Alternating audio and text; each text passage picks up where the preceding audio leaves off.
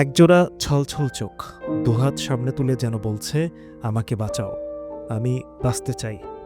মঙ্গলবার থেকেই সামাজিক যোগাযোগ মাধ্যমে ভাইরাল হয়ে পড়ে একটি ভালুকের ছবি। যন্ত্রণায় ছটফট করছে। ক্ষতস্থানে ছিটিয়ে দেওয়া হয়েছে হলুদের গুঁড়া, কিন্তু তাতেও থামেনি ব্যথা।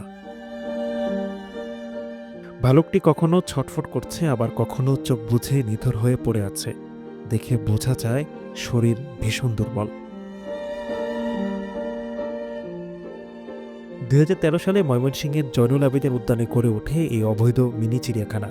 বিনা অনুমতিতে সেখানে আটকে রাখা হচ্ছিল বিভিন্ন বন্যপ্রাণীকে।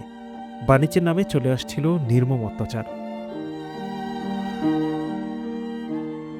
২০১৩ সালেই ছোট অবস্থায় আনা হয়েছিল এই ভালুকটিকে। আরেকটি ভালুকের সঙ্গে খাঁচায় রাখা হয়েছিল। দুজনের মধ্যে প্রায় হতো মারামারি।